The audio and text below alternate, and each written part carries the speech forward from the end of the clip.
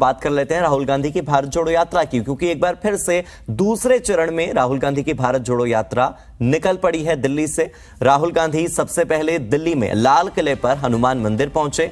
यहां पर उन्होंने भगवान हनुमान की पूजा की, अर्चना की, गले में भगवा पटका लेकर और हाथ में उन्हें गदा भी दिया गया, जो कि हनुमान जी की पहचान है। यात्रा इस वक्त जाफराबाद तक पहुंच चुकी है, यहां से आगे बढ़ रही है। भारत जोड़ो यात्रा दिल्ली से लोनी बॉर्डर होते हुए उत्तर प्रदेश में दाखिल हो जाएगी और गाजियाबाद में एंटर करेगी।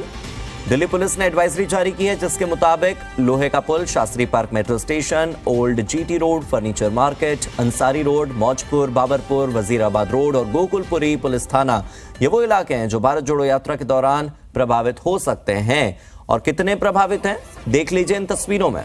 हम आपको ये ड्रोन तस्वीरें भी दिखा रहे हैं, कैसे भारत जोड़ो यात्रा मेट्रो सिटी दिल्ली में निकली है, राजधानी दिल्ली में निकली है। और दिल्ली की सड़कों पर आप देख लीजिए, भारत जोड़ो यात्रा की वजह से कई जगहों पर जाम की स्थिति बनी हुई है। लोगों को आने जाने में परेशानी तो हो ही रही है। हालांकि ट्रैफिक एडवाइजरी पहले ही जारी कर दी गई थी, तो लोगों को पहले ही बता दिया गया था कि अपने समय के मुताबिक निकलें। मंजिल तक पहुंचने में थोड़ा समय ज्यादा लग सकता है भारत जोड़ो यात्रा की वजह से, खासतौर पर नॉर्थ ईस्ट दिल्ली में जहां पर यात्रा निकल रही है। तो नॉर्थ ईस्ट दिल्ली के जाफराबाद की तस्वीरें इस वक्त आपकी टीवी स्क्रीन पर हैं, जहां पर कांग्रेस सांसद राहुल गांधी की भारत जोड़ो यात्रा पहुंच चुकी है। राहुल गांधी अपने पारंपरिक अंदाज में सफेद टी शर्ट पहने, बगैर किसी स्वेटर के निकल पड़े एक बार फिर से भारत जोड़ो यात्रा पर। यात्रा आज यानी कि 3 जनवरी को दिल्ली से यूपी में पहुंचेगी, 3 और 4 जनवरी को यूपी में रहेगी। बागपत भी जाने वाली है यात्रा, वहीं पर रात्रि विश्राम होगा। इसके बाद 5 जनवरी को यात्रा एंटर करेगी एक बार फिर से हरियाणा में। हरियाणा में एंटर करने के बाद ये यात्रा 5, 6, 7, 8 और 9, 10 जनवरी तक हरियाणा में ही रहेगी। अंबाला के रास्ते पंजाब में ये यात्रा एंटर कर जाएगी और उसके बाद पंजाब से जम्मू कश्मीर में जाकर इस यात्रा का अंत होगा।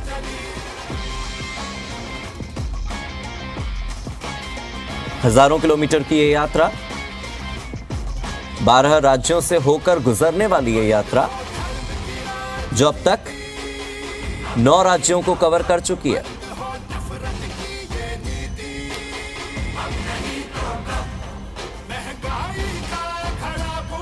और देखिए किस तरह का जन सैलाब उमड़ पड़ा है भारत जोड़ो यात्रा में। पुलिस के लिए एक बहुत बड़ा चैलेंज, एक बहुत बड़ी चुनौती, इतनी भीड़ को संभाल कर रखना, इस भीड़ को काबू में रखना बहुत बड़ी चुनौती है। कांग्रेस के कार्यकर्ता हाथ में भारत का झंडा लेकर, भारत जोड़ो यात्रा का झंडा लेकर, कांग्रेस का झंडा लेकर निकल पड़े हैं राहुल गांधी के समर्थन में, राहुल गांधी के साथ। राजधानी दिल्ली, जो कि हर राजनेता के लिए एक महत्वपूर्ण स्थान है, सारे राजनीतिक फैसले, सारी राजनीतिक हलचलें यहीं होती है और दूसरे चरण की शुरुआत भी जब यहीं से हो रही है, तो जिस तरह का समर्थन राहुल गांधी को मिल रहा है वो देखते ही बन रहा है। राहुल गांधी ने भारत जोड़ो यात्रा के बाद जिस तरह से अपनी छवि को मजबूत किया है, जिस तरह से कांग्रेस में अपनी स्थिति को मजबूत किया है और जिस तरह से कांग्रेस कार्यकर्ताओं का भरोसा जीतने की कोशिश उन्होंने इस यात्रा के माध्यम से की है, उसकी सफलता की तस्वीर इस वक्त आपकी टीवी स्क्रीन पर नजर आ रही है। हालांकि ये यात्रा वोट लाना पाने में कितनी सफल साबित होगी, कांग्रेस को वोट दिलाने में कितनी सफल साबित होगी, जनता कितने समर्थन में आएगी इस यात्रा की, ये देखने वाली बात होगी, क्योंकि मतदाता अक्सर इस तरह की यात्रा में कम ही शामिल होते हैं।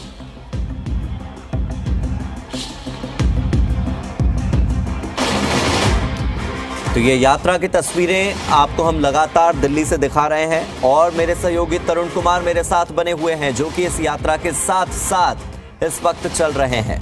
तरुण, क्या तस्वीरें सामने आ रही है? कौन सी प्लेस पर इस वक्त आप मौजूद हैं? राहुल गांधी कहां पर हैं? और 12 बजे का समय था यूपी में एंटर करने का, कितना समय और लगेगा अभी उत्तर प्रदेश बॉर्डर तक पहुंचने में राहुल गांधी को?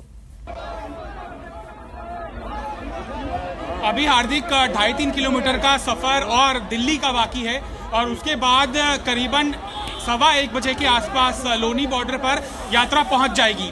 मैं इस समय जाफराबाद को कनेक्ट करती हुई रोड के ऊपर हूं। ये मूलतः जाफराबाद ही है। 2020 के अंदर नॉर्थ ईस्ट हुए थे, उसका एक ये एपी सेंटर था। एक रोड की तरफ अलग समुदाय के लोग रहते हैं, एक रोड की तरफ दूसरे समुदाय के लोग रहते हैं। लिहाजा जाफराबाद के एक प्राइवेट स्कूल के अंदर राहुल गांधी कुछ देर के लिए रुके थे। वहां पर कई धर्म समुदाय के लोग जो उनके मेन लीडर्स थे, उनके साथ राहुल गांधी ने करीबन 30 मिनटों तक बैठक भी की है। और इस बैठक में सद्भाव किस तरह से वहां पर कायम किया जा सकता है, खासतौर पर इस इलाके में जिस जगह से हम गुजर रहे हैं, जाफराबाद से, सीलमपुर से, वहां पर किस तरह से लोगों को अमन प्यार का संदेश दिया जा सकता है। इन धर्म गुरुओं को साथ, कुछ धर्म समुदाय के लोगों के साथ राहुल गांधी की 30 मिनटों तक बैठक भी चली है। तस्वीरों के जरिए आप देख सकते हैं कितना अपार समर्थन खास तौर पर इस माइनॉरिटी डोमिनेटिंग बेल्ट के ऊपर भारत जोड़ो यात्रा को मिलता हुआ दिखाई दे रहा है। हालांकि तरुण, ये वही इलाका है जहां से एमसीडी इलेक्शन में बीजेपी को काफी समर्थन मिला था। इस इलाके में वोट बैंक तो बीजेपी का मजबूत है। वो बात अलग है कि ये दंगा प्रभावित इलाके हैं, इन इलाकों के बारे में एक अलग तरह की मानसिकता रखी जाती है, लोग एक अलग तरह के विचार इन इलाकों के बारे में रखते हैं। बावजूद इसके वोट बैंक तो बीजेपी का मजबूत है। लगता है कि इस यात्रा का कोई असर हो रहा है यहाँ की आम आबादी पर, यहाँ के रहवासियों पर। रहवासी जुड़ रहे नहीं जुड़ रहे यात्रा से अभी?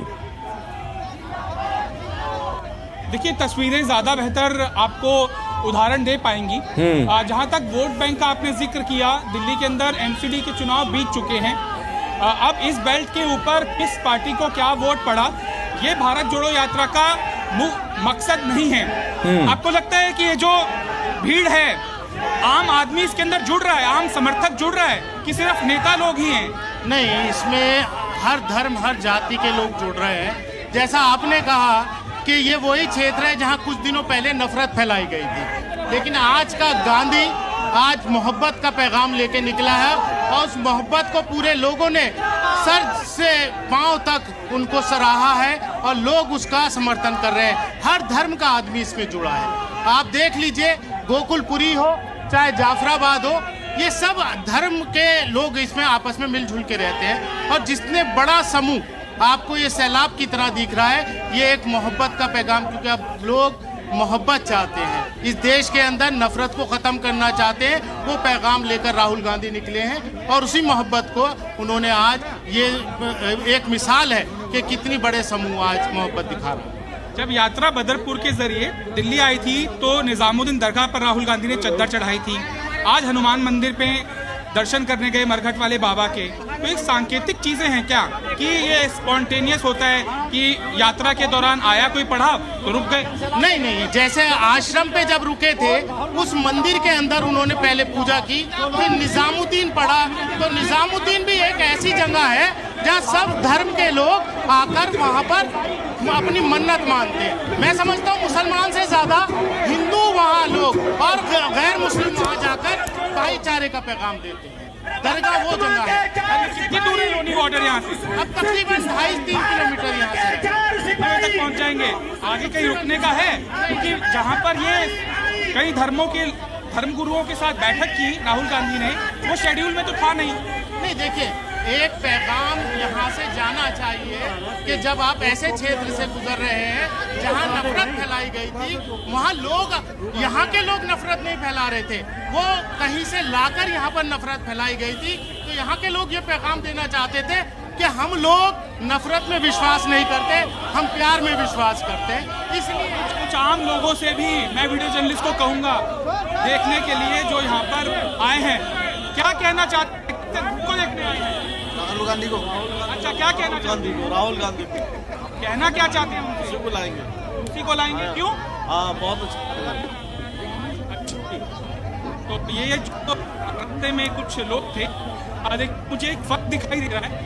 कम से कम जिस जगह बदरपुर से भारत जोड़ो यात्रा दिल्ली में एंटर की थी, उस दौरान रनिंग रोड था और बहुत कम समर्थक मुझे जुटते हुए आसपास के इलाकों के दिखाई दे रहे थे। लेकिन अब जो लोग हैं, वो आम जो यहाँ के स्थानीय निवासी हैं, वो भी इस यात्रा का हिस्सा मुझे बनते हुए दिखाई दे